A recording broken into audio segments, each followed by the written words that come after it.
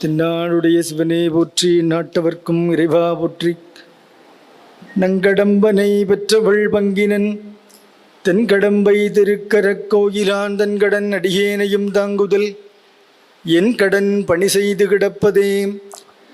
எல்லாம் அல்ல இறைவனுடைய நல்லருளினாலே சத்தியமங்கலம் அன்பர்கள் எல்லாம் ஒன்று கூடி சிறப்பான முறையில் ஒரு ஈத் மிலன் நிகழ்வு அக்லே தக்னி சுன்னத் ஜமாத் சத்தியமங்கலம் மற்றும் ஈரோடு எக்கனாமிக் சேம்பர் சத்தியமங்கலம் கிளை இணைந்து நடத்துகிற அருமையான ஒரு நிகழ்வு.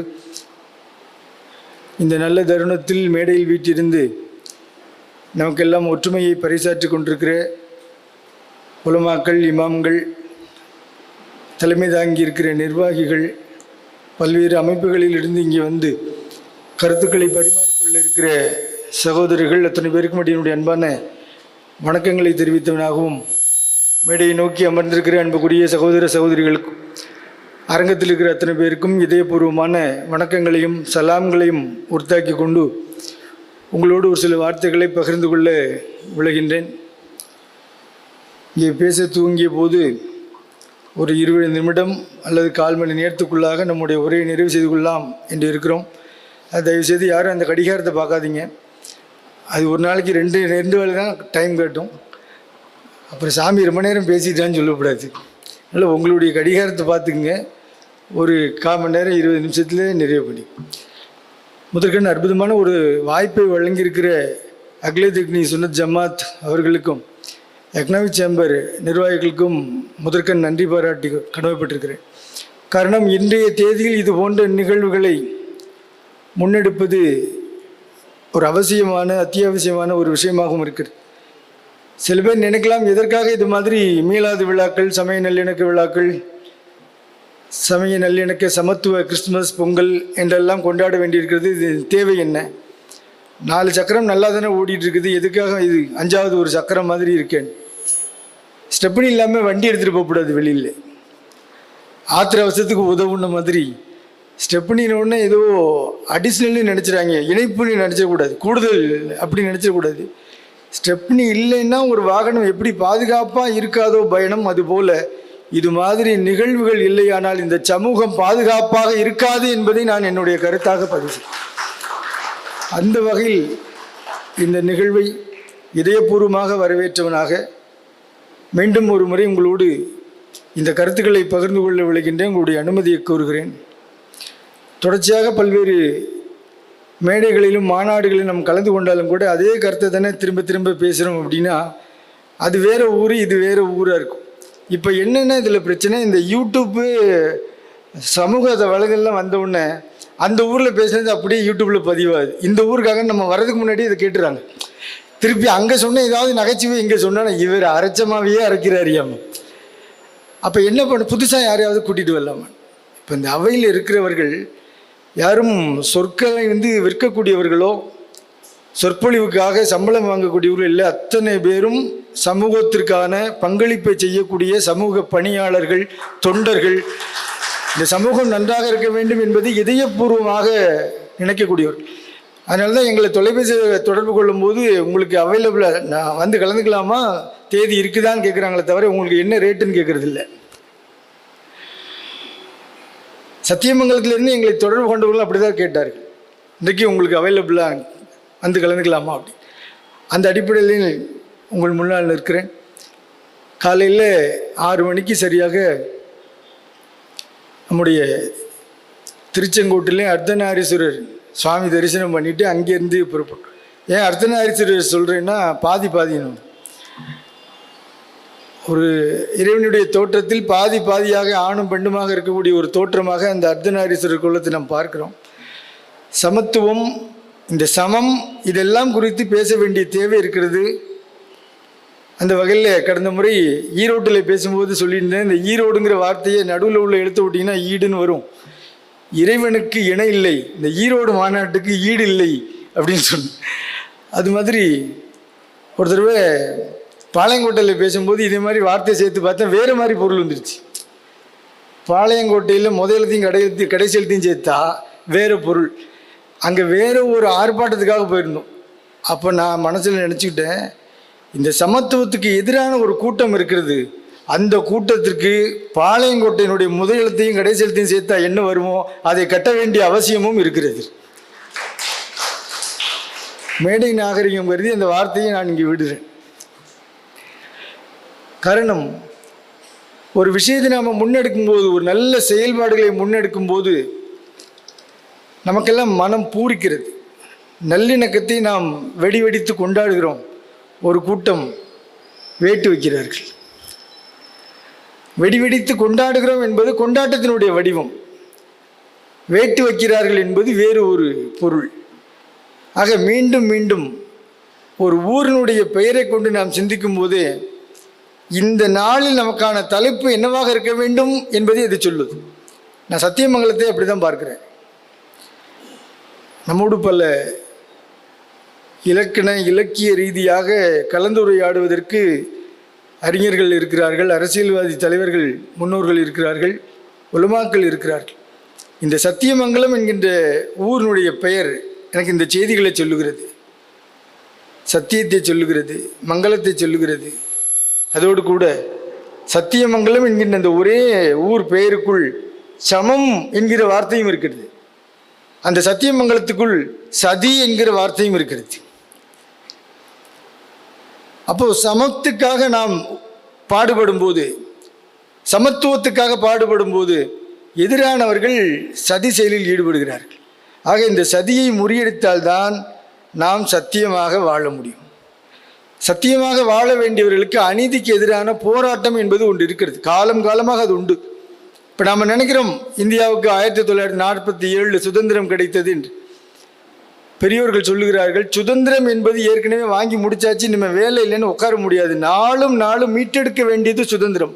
இன்றைக்கும் நாம் அந்த சுதந்திரத்துக்காக போராட வேண்டியிருக்கு, நாளைக்கும் போராட வேண்டியது இருக்கும். எப்பவுமே சுதந்திரம் ஒரு முழுமை, ஒரு நாளில் முழுமை பெறுவது கிடையாது. நாளும் நாளும் அதை புதுப்பிக்க வேண்டிய தேவை இருக்கிறது. நம்ம கையில் இருக்கக்கூடிய ஒரு பாஸ்போர்ட்டாக இருக்கட்டும், இல்லை டிரைவிங் லைசன்ஸாக இருக்கட்டும், ஓட்டுநர் உரிமமாக இருக்கட்டும், எப்படி நாம் அதை புதுப்பிக்கிறோமோ அதுபோல் சுதந்திரத்தை வருடந்தோறும் அல்ல, நாளும் நாளும் புதுப்பிக்க வேண்டிய தேவை இருக்கிறது. அது மாதிரி தான் அன்பு பரிமாற்றம், பரஸ்பரம் ஒருவருக்கு ஒருவர் இருக்கக்கூடிய இந்த புரிதல் இருக்குல்ல, அந்த பரிமாற்றம் தேவையாக இருக்குது. அந்த வகையில் சத்தியமங்கலத்துக்குள் சமம் என்கின்ற ஒரு சொல் இருக்கிறதாக சொன்னேன்.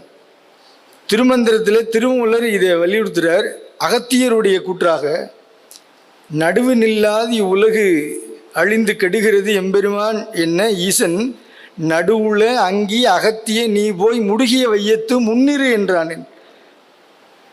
நீங்கள் வரலாறு கேள்விப்பட்டிருப்பீங்க. இந்த பூமி வடக்கு பக்கம் தாழ்ந்து தெற்கு பக்கம் உயர்ந்து இருந்தது. அதை சமப்படுத்துவதற்காக அகத்தியரை வடக்கே இருந்து பொதிகை மலைக்கு தெற்கு நோக்கி அனுப்பினார் சிவபெருமான் ஒரு வரலாறு. இதை திருமந்திரத்தில் பேசுகிறார். நடுவு நிலைமை என்கிற ஒரு தலைப்பில் இதை பேசுகிறார். அப்போ இது போய் அங்கே சரி பண்ணணும்னா அந்த பக்கம் ஏதாவது ஒரு பாரத்தை வைக்கணும், ஒரு வெயிட் வைக்கணும். ஒட்டுமொத்த தேவர்கள், மனிதர்கள், எல்லா உயிர்களும் சிவபெருமானுடைய கல்யாணத்தை, திருமணத்தை பார்ப்பதற்காக கையில நிற்கிறாங்க. இமயமலை பகுதியில் கூட்டம் ஒரு பக்கம் ஏறின உடனே ஒரு பக்கம் அமர்ந்துட்டு தெற்கு உயர்ந்து. இப்போ இதை சமப்படுத்துவதற்காக தேவர்கள் கேட்கிறார்கள், இதை மாதிரி உலகம் இப்படி நிற்கிறதே, உலகம் சமநிலை பெற வேண்டும். சினிமாவில் கேள்விப்பட்டிருப்பீங்க பாட்டெல்லாம், உலகம் சமநிலை பெற வேண்டும், உயர்வு தாழ்வில்லா நிலை வேண்டும் அப்படி பாடியிருப்பாங்க. அப்போ இதை சரிப்படுத்துவதற்காக, சமப்படுத்துவதற்காக ஒருத்தர் தேர்ந்தெடுக்கிறாங்க. சிவபெருமான்கிட்ட தேவர்கள் இதை முறையிட்ட உடனே அடுத்த வினாடி சிவபெருமான் சொல்கிறாராம், நடுவுல அங்கி அகத்திய நீ போய் முடுகிய வையத்து முன்னிறு என்றானே. திருமந்திரம். அகத்தியரை கூப்பிட்டு, உனக்குள்ள அந்த ஜுவாலை இருக்குது, அந்த நெருப்பு இருக்குது. என்ன நெருப்பு? சிவாக்னியா, ஞானமா? அது மட்டும் இல்லை, சமத்துவம் என்கிற ஜோதி உங்களும் இருக்கு. அதனால நீ ஒருத்தன் போய் தெற்க நின்னா இது சமமாகுனார்.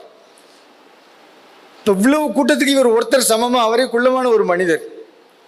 உருவு கண்டு எல்லாமே வேண்டும் என்பதற்கு அகத்தியரோட ஒரு உதாரணம் நம்ம சொல்லவே முடியாது. அப்படிப்பட்ட அகத்தியர் தெற்க போய் நிற்கிறார். இப்போ இதில் என்ன நமக்கு செய்தினா, இப்போ ஒரு அற்புதமான நிகழ்வு நடந்துட்டு இருக்குது. மேடை நிகழ்ச்சி பேசுகிறாங்க, அன்பர்கள் உட்காந்துருக்காங்க, மத்தியானம் பிரியாணிலாம் உண்டு. இப்படிப்பட்ட ஒரு நிகழ்வு நடந்துட்டு இருக்கும்போது முக்கியமான ஒரு அன்பர் ரயிலிருந்து வந்துட்டு இருக்கிறார், இன்னும் வந்து சேரல, காலதாமதம் என்னன்னு தெரியல, நீங்கள் போய் கூட்டிகிட்டு வாங்க, அழைச்சிட்டு வாங்கன்னு யாராவது ஒருத்தர் 2 வீலரில் அனுப்பணும்னு வச்சுக்கோங்களேன். இந்த நிகழ்ச்சியை ரொம்ப 2-3 நாட்களாக இதற்காக சிரமப்பட்டு அலைஞ்சு தெரிஞ்சு வந்த ஒருத்தரை போய் பார்த்துருவாங்கன்னு சொன்னால், இந்த நேரத்தில் என்னை அனுப்புறீங்களே பாய், இதெல்லாம் கேட்கணும் தானே இவ்வளோ கஷ்டப்பட்டுட்டு இருக்கோம், இந்த நேரத்தில் போய் என்னை அனுப்புறீங்களே பாய் கேட்பாரா இல்லையா? இன்னொரு பக்கம் ஒரு ஆர்வம் இருக்கும், ஒரு முக்கியமான அன்பராச்சு அவர் போய் அழைக்கிற வாய்ப்பு நமக்கு கிடைக்கிது அப்படின்னு இருக்கலாம். ஆனாலும் இதை நம்ம மிஸ் பண்ணுறோமே, இதை பார்க்காம நம்ம போகிறோமே, தவிர்த்து போகிறோமே அப்படின்னு ஒரு எண்ணம் வரும். இப்போ அகத்தியர் கேட்குறாரா சிவபெருமான்கிட்ட, இந்த திருக்கல்யாணத்தை பார்க்கணும்னு எல்லா பயிலும் ஒன்று கூடி இங்கே வந்துருக்கிறானே, என்னை மட்டும் நீங்கள் அங்கே தெற்க போன்னு சொன்னால் அப்படி நான் என்ன பாவம் பண்ணேன், என்னை மட்டும் ஏன் அங்கே அனுப்புறீங்க அப்படின்னு அவர் மனசுக்குள்ளே ஒரு ஏக்கம் கேட்கிறார். அப்போது சிவபெருமான் அகத்தியருக்கு சொல்கிறார், நீ தெற்க போய் நில்லு, எந்த காட்சிக்காக நீங்கள் எல்லாம் இங்கே கூடியிருக்கீங்களோ அந்த காட்சியை இங்கே இல்லாமல் அங்கே வந்து நான் உனக்கு காட்டுறேன். இதே தருணத்தில் லைட் டெலிகாஸ்ட் சிவபெருமான் அப்போவே லைட் டெலிகாஸ்ட் போட்டுக்கிறாரு அகத்தியருக்கு. இன்றைக்கும் இந்த நிகழ்ச்சி சித்திரை 1ஆம் தேதி பொதிகை மலையில் இருக்கிற பாபநாசத்தில் மிகப்பெரிய ஒரு திருவிழாவாக நடக்குது. அகத்தியருக்கு சிவபெருமான் காட்சி கொடுக்கு, திருமண காட்சி. இதை ஏன் சொல்கிறேன்னா, சமத்துவத்துக்காக பாடுபடுகிறோம், இவ்வளவு தியாகம், இவ்வளவு அர்ப்பணிப்பு பண்ணுறோம், இவ்வளவு எடுத்து நம்ம இந்த உலகத்துக்கு சொல்லுகிறோம். இதனால் என்ன பயன், நமக்கு இதில் என்ன கிடைக்கிது? வெறும் தியாகம்னா தியாகம் செஞ்சுறவங்களுக்கு எந்த பெனிஃபிட்டுமே தேவையில்லையா, பயனுமே தேவையில்லையா, அப்படியே போயிடலாமா? அப்படின்னா யார் இந்த உலகத்திற்காக சமத்துவத்திற்காக பாடுபட்டு முன்னாடி நிற்கிறார்களோ அவருக்கு இறைவன் வந்து நின்று அத்தனை பேருக்கு முன்னதாக அந்த காட்சியை தந்து பயனை உங்கள் கையில் கொண்டு வந்து கொடுப்பார். அதுதான் அகத்தியருடைய இந்த வரலாறு நமக்கு பேசுகிறது. மிக நுட்பமான ஒரு செய்தி இது. நடுவுல அங்கி அகத்திய நீ போய் முடிகிய வையத்து முன்னீர் என்றான். இத்தனை பெரிய உயிர்கூட்டங்களில் அவர் தேர்ந்தெடுத்த ஒருத்தர். அதுபோல் இறைவன் இது மாதிரியான நிகழ்வுகளை ஒருங்கிணைப்பதற்காக தேர்வு செய்கிறான். சமயங்களுக்குள்ள இப்போ நான் அகத்தியர் பற்றிய வரலாறு சொன்னேன். இதே மாதிரியான ஒரு செய்தியை கேட்டிங்கன்னா கிறிஸ்துவத்தில் இருக்குது, அதே மாதிரி இஸ்லாத்தில் இருக்குது, ஒவ்வொரு சமயங்களுக்குள்ளே இருக்குது. சமயங்களை கடந்து கடவுள் நம்பிக்கை இல்லாதவர்களிடம் கூட, அறச்சிந்தனை உள்ளவர்களிடம் கூட இது போல் ஒரு கருத்திற்கும் எங்களுடைய தலைவர் இப்படி இருந்தார். கும்பகோணத்தில் மறைமாவட்ட ஆயர் ஜீவானந்தம் அமலநாதன் அந்த ஐயா பேர், ஆயர், கும்பகோணம் மறைமாவட்ட ஆயர் பேர் ஜீவானந்தம் அமலநாதன். எந்த கிறிஸ்தவத்திலையும் இப்படி நீங்கள் பேர் பார்த்துருக்க மாட்டீங்க. ஏன்னா ஜீவானந்தம்ங்கிறது சிவப்பு துண்டு. அந்த ஆயருடைய பெயரில் ஜீவானந்தம் அமலநாதன் இருக்குது. அவங்க புதிதாக ஆயர் பொறுப்பு ஏற்ற உடனே நாங்கள் கேட்டோம், உங்கள் பேர் முதல்ல வேறு பேரில் இருந்தது அமிர்தசாமி, இந்த மாதிரி இப்போது ஜீவானந்தம்னு சொல்கிறீங்களே, என்ன வரலாறுன்னு. முதல் நாள் நிகழ்வு பாராட்டு விழா அன்றைக்கு அவர்கள் அதை சொன்னார்கள். நான் குழந்தையாக இருக்கும்போது அப்பா கம்யூனிஸ்ட் சிந்தனையில் இருந்தாங்க, சமத்துவ சிந்தனையில் இருந்தாங்க. ஆகையினால எனக்கு ஜீவானந்தம் என்று பெயர் வைத்தார்கள். நான் இன்று கிறிஸ்தவ சபையில் ஒரு ஆயராக இருந்தாலும் கூட அந்த பெயரை மறைத்துவிடக்கூடாது, மறுத்துவிடக்கூடாது என்பதற்காக ஜீவானந்தம் அமலநாதன் என்று வைத்துக் கொண்டேன் என்று சொன்னார். இந்த சபையிலிருந்து நான் மீண்டும் அவருக்கு ஒரு முறை நன்றி தெரிவிக்க கடமைப்பட்டிருக்கேன். காரணம், இவ்வளவு பெரிய துணிச்சல் சமயவாதிகளுக்கு. என்னென்னா, சில உண்மைகள் பொதுவெளியில் ஒத்துக்கொள்ள முடியாத அளவுக்கு சில திரைகள் இருக்குது, ஒரு சில திரைகள் இருக்குது. அது சைவமாக இருக்கட்டும், இல்லை பல்வேறு மார்க்கங்களாக இருக்கட்டும், சில விஷயங்களில் வெட்ட வெளியில் சபை நடுவே ஒத்துக்க முடியாத அளவுக்கு நம்முடைய மதங்கள், சமயங்கள் ஒரு கட்டு போட்டு வச்சிருக்கு. அப்படி எதையாவது இங்கே சொல்லியாச்சுன்னா உடனே வெளியில் வேறு மாதிரியான விமர்சனங்கள், போராட்டங்களை எதிர்கொள்ள வேண்டிய ஒரு நிர்பந்தம் வந்துடும். நான் சொல்கிறது உண்டு, சமத்துவத்தை பற்றி பேசுகிறோமே, இந்து மதத்தில் சமத்துவம் சொல்லலையா, கிறிஸ்துவத்தில் சொல்லலையா, இல்லை இஸ்லாத்தில் சொல்லலையா, பௌத்தம் சமணம் சமத்துவத்தை பேசலாம், எல்லா சமயங்களும் பேசுது. அப்போ ஒவ்வொரு சமயங்களுக்குள்ளேருந்து சமத்துவத்தை, சமூக நீதியை நாம் பேச வேண்டிய தேவை இருக்கிறது, ஏற்றத்தாழ்வின்மையை பேச வேண்டிய தேவை இருக்கிறதுனா அந்த வட்டத்துக்குள்ளே நின்று நம்ம பார்க்க முடியுது. இது மாதிரி நிகழ்வுகளுக்கு வரும்போது அவர்கள் சொல்வதை நாம் கேட்பதும், நாம் சொல்வதை அவர்கள் செவிமடுப்பதும். மீண்டும் மீண்டும் நான் நாராயணகுரு அவர்களுடைய பெயரை சொல்லுவேன். அற்புதமான ஒரு நிகழ்வை நடத்தினார். உலக அளவில் சமயங்கள் எல்லாம் ஒன்று கூட்டி ஒரு மாநாடு, வாசலில் ஒரு வாசகம். என்ன வாசகம்னா, பிற சமயங்களை குறித்து தெரிந்து கொள்வதற்கும் தெரிவிப்பதற்கும் நாம் இங்கே கூடியிருக்கிறோம், விவாதிப்பதற்கு அல்ல.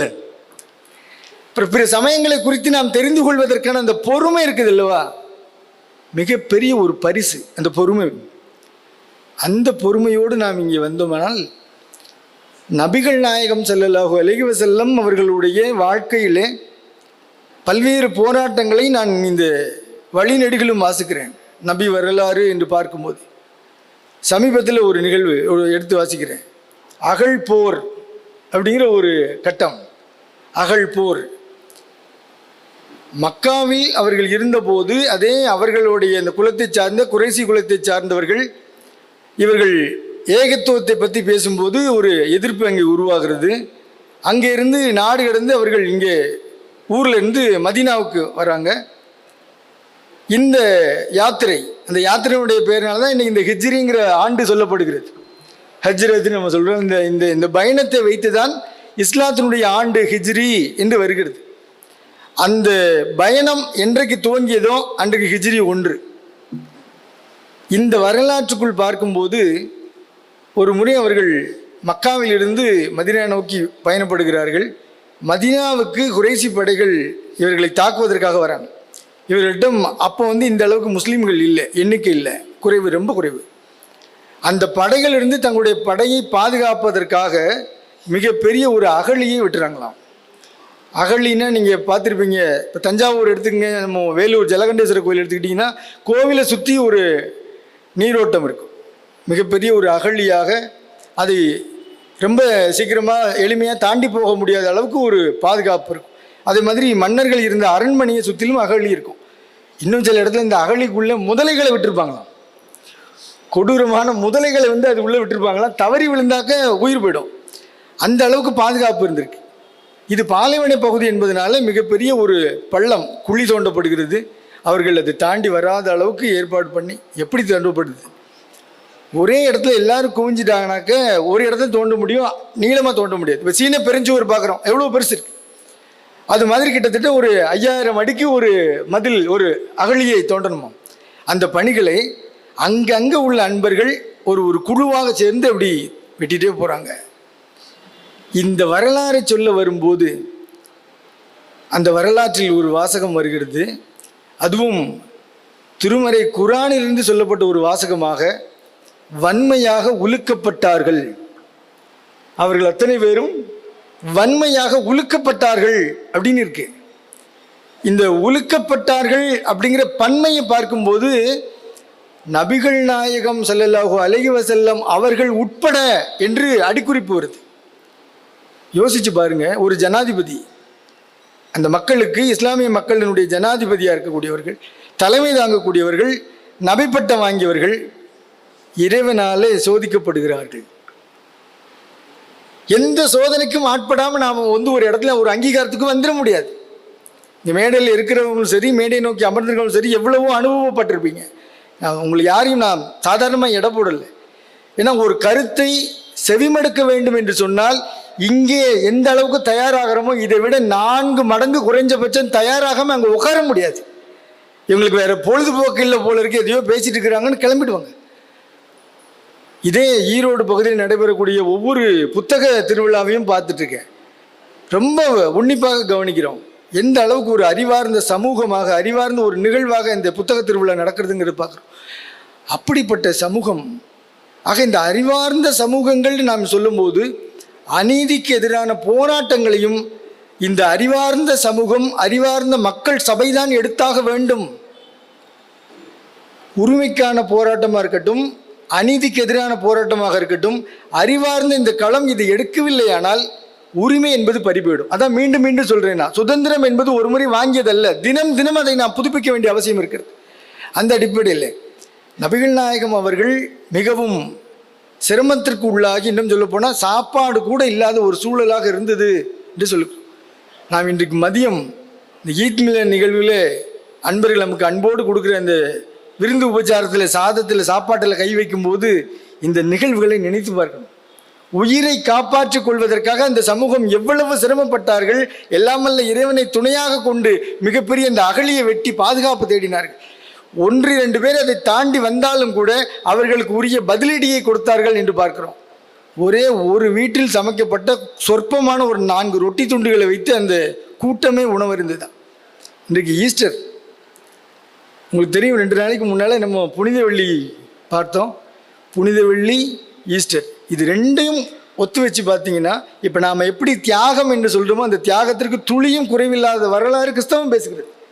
இயேசுநாதர் சிலுவையில் அறையப்பட்டது ஒரு மிகப்பெரிய தியாகம், அர்ப்பணிப்பு. அவர் கொடுத்த அந்த ரத்தம் இந்த உலகத்திற்கான சமாதானம். உங்கள் அத்தனை பேரினுடைய பாவத்தை நீக்குவதற்காக என்னுடைய ரத்தத்தை சிந்துகிறேன். ஒவ்வொரு கிறிஸ்தவ சபையில் பாருங்கள், சர்ச்சில் பாருங்கள், திருப்பலி பண்ணும்போது அந்த குவளையில் திராட்சை ரசத்தை ஊற்றி இது எனது ரத்தம், எனது நினைவாக இதனை செய்யுங்கள்னு சொல்லுவாங்க. அந்த ரத்தம்னு சொல்லும்போது சமீபத்தில் 2-3 கூட்டங்களில் பேசினேன். தர்பூசணி பழங்கள்லாம் விற்காம ரோட்டில் கிடக்குது, விவசாயிகள்லாம் பாதிக்கப்பட்டிருக்கிறான்ட்டு. அதனால் தர்பூசணி பழத்துக்கு வேறு ஒரு பேர் வச்சுருங்க, இஸ்லாமிய ரத்தம் அப்படின்னு பேர் வச்சிட்டிங்கன்னா ஒரு கூட்டம் இருக்குது, ஒரு பழம் மிச்சம் இல்லாமல் வாங்கிட்டு போய்டும். 3 நேரம் ஜூஸ் போட்டு குடிப்பாங்க. அவ்வளோ வெறுப்பு வச்சுருக்கிறாங்க இஸ்லாம் ஏன் வெறுப்பு? நான் உலமாக்களையும் இமாம்களையும் பார்த்துக்க, ஏன் இஸ்லாத்து மேலே இவ்வளோ வெறுப்பு இந்த சமூகம் வைக்கிறது? நீங்கள் சமத்துவத்தை நிறைய வச்சுருக்கிறீங்க, அதனால தான் அவர் மிக அதிகமாக சமத்துவத்தை கொண்டாடுவதனால இந்த இஸ்லாத்து மேலே சமூகத்திற்கு இவ்வளோ வெறுப்பு வருது. இப்போ நீங்கள் கேட்கலாம், சாமியார் என்னடா அப்படி பேசுகிறாரு, நிஜமாவே இவர் சாமியாரா இல்லை டூப்ளிகேட் மேக்கப்பா அப்படின்னு கேட்கலாம். ஒரு உண்மை, முதலே நான் சொன்னேன், இந்து மதத்துக்குள்ளே சமத்துவம் இருக்குது. ஆனால் பொதுக்களங்களில் அதை எடுத்துக்கொண்டு போகும்போது சில பிரச்சனைகள் சந்திக்கிறோம். 63 நாயன்மார்கள் வரிசைப்படுத்தும் போது அதில் சில செய்திகளை சொல்ல தான் செய்கிறோம். நந்தனார் இருக்கிறார், அதே 63 நாயன்மாருக்குள்ளே மறைகளை ஓதிய அந்தணர்கள் இருக்கிறார்கள், திருவிளக்கேற்றிய அந்தணர்கள் இருக்கிறார்கள், பல்வேறு சமூகங்களை சார்ந்தவர்கள் இருக்கிறார்கள். இப்போ நீங்கள் கோவிலுக்கு போனீங்கன்னா வரிசையாக 63 பேர் தொகையடியார்கள், 72 பேரும் ஒரே வரிசையில் இருக்கிறாங்க. அந்த இறைவனுக்கு பூஜிக்கக்கூடிய அதே குருக்கள் 63க்கும் பூஜை பண்ணுறார், எந்த ஏற்றத்தாழ்வும் இல்லை. அப்போ எங்கே பிரச்சனை வருது நடைமுறையில் அப்படின்னா, இந்து மதத்துக்கும் பிற மதங்களுக்கும் உள்ள சமயங்களுக்கும் உள்ள அந்த வேறுபாடு என்று நான் பார்க்கும்போது, சமீபத்தில் பார்க்கும்போது, நான் இன்ன ஜாதி அதனால் நான் இந்து என்று சொல்லுவது ஒரு கட்டமைப்பாக இந்து மதத்துக்குள்ளே இருக்கு. நான் கிறிஸ்தவன், நான் இஸ்லாமியன், அதனால் எனக்கு சாதி கிடையாது என்பது இங்கே நான் பார்க்கிறேன். இந்த ரெண்டுக்கும் உள்ள வித்தியாசம் அதுதான். சாதிக்கும் இந்த கட்டமைப்புக்கும் உள்ள வித்தியாசம் இங்கே இதுதான். அப்போ நீங்கள் கேட்கலாம், கிறிஸ்தவத்துக்குள்ளேயும் சில ஜாதிகள் இருக்குது. நாடார் கிறிஸ்தவர்கள் மேட்ரிமோனி சில இடத்துல, அதே போல் உயர்குலத்தை சார்ந்த இஸ்லாமியர்கள். இப்போ நம்ம பார்ப்போம், இந்த 10.5% ஒதுக்கீடு இருக்கு, இட ஒதுக்கீடு இருக்குல்ல, பொருளாதாரத்தில் பின்தங்கியவர்கள். அந்த ஒதுக்கீடு நம்ம ஒரு குறிப்பிட்ட ஜாதியை சார்ந்தவர்கள் தான் நினைக்கிறோம். ஆனால் அதற்குள் ஒரு சில இஸ்லாம் சமூகத்தை சார்ந்த அன்பர்கள் இருக்கிறாங்க. உயர்ந்த குலம் அப்படிங்கிற பட்டியலுக்குள்ளே இருக்கு. நான் அந்த பட்டியலை எடுத்து பார்த்தேன். அதே மாதிரி கிறிஸ்தவத்துக்குள்ளே ஒரு சபை நடக்குதுன்னா அதில் உள்ள சில பிரச்சனைகளும் இருக்கு. இதை சரி செய்வதற்காகத்தான் நாம் இவ்வளவு சிரமப்பட வேண்டியிருக்கிறது, இவ்வளவு பாடுபட வேண்டியிருக்கிறது. என்னன்னா, அங்கேயும் ஜாதி இருக்குது, இங்கேயும் ஜாதி இருக்குதுன்னு சொல்கிறீங்க, அப்புறம் இங்கே என்ன சமத்துவம் என்று கேட்டால், வெட்ட வெளிச்சமாக அப்பட்டமாக நான் ஒத்துக்கொள்ள முடியும், இந்து மதத்துக்குள் தீண்டாமை கொடுமை இருக்கிறது. மீதி இருக்கக்கூடிய இந்த 2 சமயங்களுக்குள் தீண்டாமை கொடுமை கிடையாது. இதை நாம் தூரத்திலிருந்து பார்த்தோமானால் இந்த 2 சமயங்களும், பௌத்தமும் சமணமும் கம்யூனிசமும் இங்கே எதை சொல்ல வந்திருக்கிறது, திராவிட சிந்தனை எதை சொல்ல வந்திருக்கிறது என்பது தெரியும். அப்போ எதற்காக போன்றவர்கள் பெரியாரை கொண்டாடுறோம்? சமீபத்தில் ஒரு நூல் வாசிக்கிறேன், அதில் தமிழர் வழிபாட்டு முறையும் தெய்வங்களும்னு இருக்கு. அது ஒவ்வொரு பக்கங்களாக புரட்டும் போது, ஆரம்பத்தில் மனிதர்கள் அச்சத்தின் காரணமாக ஒரு வழிபாட்டை செய்தார். ஏதோ ஒன்று, மழையவோ இடியவோ வெயிலையோ இல்லைன்னா ஏதோ மரத்தையோ வழிபாடு பண்ணுறாங்க. அப்படி தொடர்ந்து அதனுடைய அடுக்கடுக்கான வழிபாடுகள் வரும்போது, அந்த ஊருக்காக, அந்த நாட்டுக்காக தியாகம் செய்து அல்லது வீரர்களை, மானத்திற்காக உயிர் நீத்தவர்களை கொண்டாடினாங்க. அப்புறம் தங்களுடைய சந்தேகம், ஐயங்களை தீர்த்தவர்களை ஐயனாராக வழிபாடு செய்தார்கள். ஆசீவக வழிபாடு என்று இருந்தது, தெளிவுபடுத்தியவர்களை வழிபாடு செய்தார்கள். தெளிவு குருவின் திருமேனி காண்டல் என்பது திருமந்திரம்.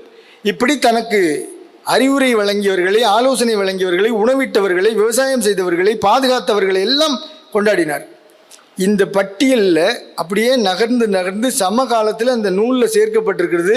டாக்டர் கலைஞர் அவர்கள், அறிஞர் அண்ணா அவர்கள், தந்தை பெரியார் அவர்களை எப்படி ஒரு ஐயனாரை வணங்குகிறார்களோ, எப்படி ஒரு மானம் காத்த வீரனை வணங்குகிறார்களோ, அதுபோல குலதெய்வமாக வழிபாடு செய்கிறார்கள் என்று அந்த புத்தகத்தில் படிச்சு.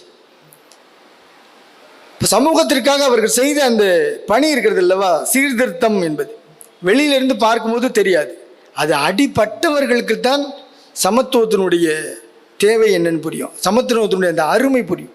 பாருங்க, அங்கேருந்து வர்றாங்க 3-4 பேர், அங்கேருந்து சாமி வாங்க நல்லா இருக்கீங்களா, கை கொடுக்குறோம், கட்டி பிடிக்கிறோம், கரங்களை இந்த குளிக்கும்போது பரஸ்பரம். சில பேர் பார்த்தீங்கன்னா கொரோனா நேரத்திலலாம் கிட்ட விட மாட்டோம், இதோட வச்சுப்போம், இது அப்புறமா பார்த்துக்கலாம். இந்த தேவை இருக்கிறது இல்லை.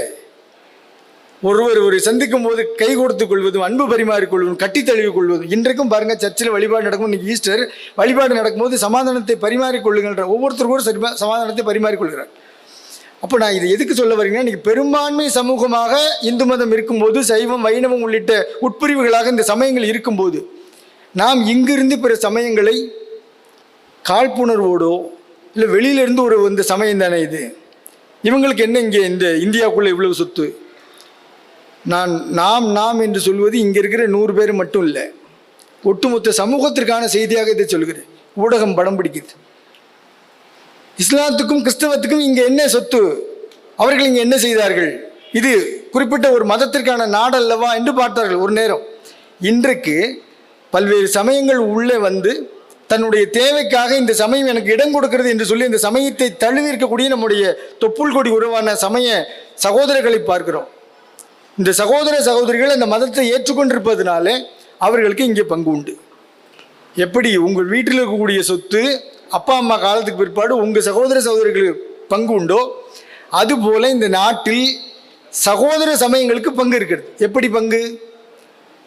இந்த நாட்டிலே இருந்த தனவந்தர்கள், செல்வந்தர்கள், இந்த நாட்டில் இருந்த இறைப்பணி பெருக வேண்டும் என்று நினைத்தவர்கள், சமூக பணி பெருக வேண்டும் என்று நினைத்தவர்கள் அறக்கொடையாக இதனை வழங்கினார்கள். சர்ச்சுக்கும் கொடுத்தாங்க, பள்ளிவாசலுக்கு கொடுத்தாங்க, கோவில்களுக்கு கொடுத்தாங்க.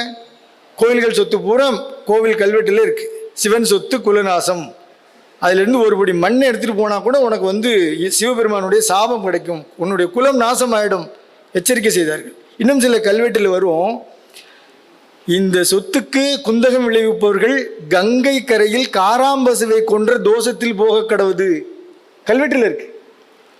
எந்த அளவுக்கு அந்த சொத்தை பாதுகாக்க வேண்டும் என்று அவர்கள் சிந்தித்தார்கள்.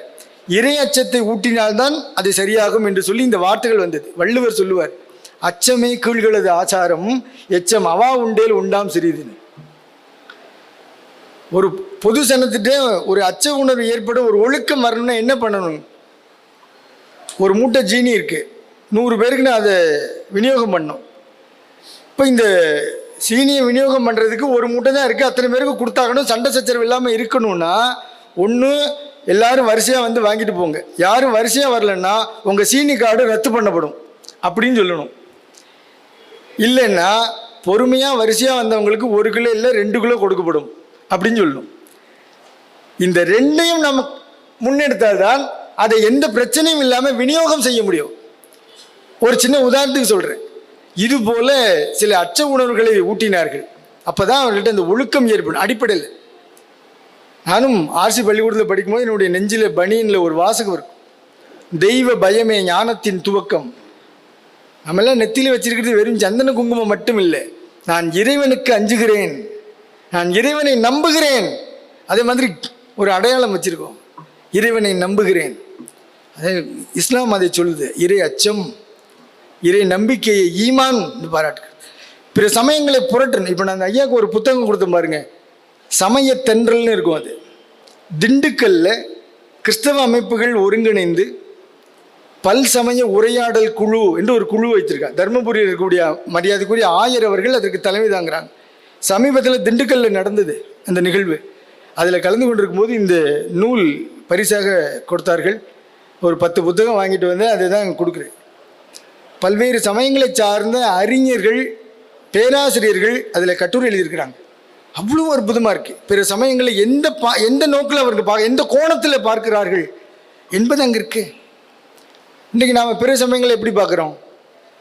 பிற சமயத்தால் நமக்கு என்ன பயன்? இப்போ பாருங்களேன், இன்றைக்கி ஞாயிற்றுக்கிழமை, இதே ஈஸ்டர் ஞாயிற்றுக்கிழமை இல்லாமல் நாளைக்கு திங்கக்கிழமை வந்தால் இன்னொரு நாள் நமக்கு லீவு. ஆனால் ஈஸ்டர் திங்கக்கிழமை வராது. ஏன்? ஞாயிற்றுக்கிழமை தான் வரும். ஞாயிற்றுக்கிழமை தான் ஈஸ்டர். ஏன்? வெள்ளிக்கிழமை புனித வெள்ளி என்பதனால வெள்ளி, சனி, ஞாயிறு. கிறிஸ்து 3வது நாள் உயிர்த்தெழுந்தார். அப்போ அது ஞாயிற்றுக்கிழமை தான் வரும். வெள்ளிக்கிழமை லீவு கிடைச்சிது, புனித வெள்ளி. ஆனால் இஸ்லாத்தை பொறுத்த வரைக்கும் இந்த ரம்ஜான், பக்ரீத்லாம் என்ன நமக்கு பிரச்சனைனா, அதில் ஒரு இடத்துல விடுமுறைன்னு போட்டிருக்கோம். நம்ம ஒரு ப்ரோக்ராம் போட்டுருவோம்.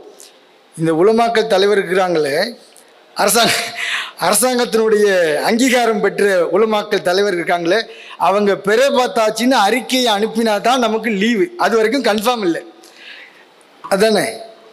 அப்போ பிற சமயங்களால் இன்னைக்கு வரைக்கும் என்ன நமக்கு லாபம்? அவங்களுக்கு பண்டிகை வந்தால் ஒரு நாள் நமக்கு லீவு.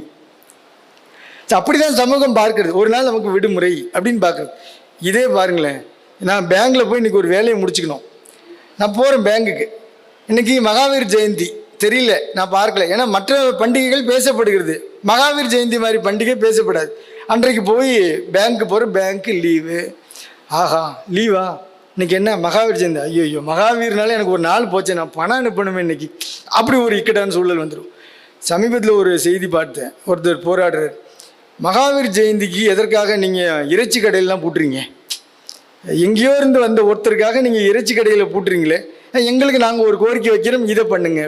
என்னென்னா, இறைச்சி, மது, மாமிசம் இது போன்ற சில விஷயங்கள் ஒரு சமயத்திலிருந்து பார்க்கும்போது உங்களுக்கு தவறாக தெரியக்கூடியது, இன்னொரு சமயத்திலிருந்து பார்க்கும்போது வேறு ஒரு பொருள்படும். கிறிஸ்தவத்திலையும் இஸ்லாத்திலையும் பலி கொடுத்தல் என்பது ஒரு வழிபாடாக இருந்தது. சைவ சமயத்திலிருந்து நான் அதை பார்த்தேன்னா எனக்கு தவறாக தெரியும். அதே சைவ சமயத்துக்குள்ளேயே பாருங்கள், வர 27ஆம் தேதி சிறுத்தொண்ட நாயனார் குரு பூஜைன்னு வருது. சிறுத்தொண்ட நாயனார் குரு பூஜையை நாம் வரலாற்றுப்படி, பெரிய புராணத்தைப்படி எடுத்து பார்த்தால், அவருடைய வீட்டுக்கு உத்தராபதியாராக சிவபெருமான் வடக்கே இருந்து விருந்தாளி வர்றார். சிவனடியார் வடிவத்தில் வந்து எனக்கு சாப்பாடு போடு, பசிக்குதுங்கிறார். என்ன சாப்பாடு வேணும்? திண்டுக்கல் வாப்பா பிரியாணி சொல்லுவா. என்ன வேணும்னு கேட்கும்போது அவர் சொல்கிறார், நான் மாமிசம் தான் சாப்பிடுவேன், இறைச்சி உணவு தான் சாப்பிடுவேன். என்ன இறைச்சி? எங்கள் வீட்டில் ஆடு, மாடு, நீங்கள் எது கேட்டாலும் கொடுக்குறேன். பசு, என்ன பசு? நரப்பசு, 5 வயது உள்ள நரப்பசு வேணும். அதுவும் ஒரு குடும்பத்திற்கு ஒரே குழந்தையாக இருக்கணும், மூத்த பிள்ளையாக இருக்கணும். அந்த கறி தான் நான் சாப்பிடுவேன். சிறுத்தொண்ட நாயனாருடைய மகன் சீராளன் பெற்றெடுத்த ஒரே புதல்வன், ஆசையாக வளர்த்த மகன், அந்த மகனை கறி சமைத்து கொடுத்தார் என்று வரலாறு பேசுகிறது. இதே வரலாற்றோடு நீங்கள் இஸ்லாத்துக்குள்ளே போனீங்கன்னா, இப்ராஹிம் அவருடைய வரலாறும் இஸ்மாயில் அவருடைய வரலாறுக்குள்ளே இதே வரலாறு அப்படி அங்கே இருக்குது. அப்போ ஒரு சமயத்துக்குள்ளே இருந்து இன்னொரு சமயத்தை விமர்சனம் பண்ணும்போது அந்த பக்கத்தில் இருந்து இந்த பக்கம் பார்த்தா அதே வார்த்தை இங்கே இருக்கு. ஒற்றுமையும் நாம் இப்படி தான் பார்க்க முடியும். ஆக வேற்றுமையை பாராட்டக்கூடியவர்கள் இது போன்ற குதர்க்கங்களுக்கு எதை கொண்டு வரலாம் என்று பார்க்கிறார்கள். சத்தியமங்கலத்துக்குள் இருக்கிற அந்த வார்த்தையை சொன்னது போல சதி செய்கிறார்கள். நாம் ஒற்றுமைக்காக பாடுபடுகிறோம், சமம் என்பதை பார்க்கிறோம். ஆக சமத்துவத்தை வளர்க்க வேண்டிய தேவையில் கட்டாயத்தில் இருக்கக்கூடிய நாம் சதிகளை முறியடிக்க வேண்டும். அப்பதான் சக்தி பிறக்கும். வெறும் சக்தி இல்லை, சிவசக்தி. பாரு, இதை வேற ஏதாவது நிறுவனம் இந்த சவுண்ட் சர்வீஸை வெளியில் அனுப்பிச்சிட்டு வேற சவுண்ட் சர்வீஸ் கூப்பிட்டுருப்பாங்க. ஜமாத்தார்களுக்கு முதற்கண் நன்றி தெரிவிக்கணும்.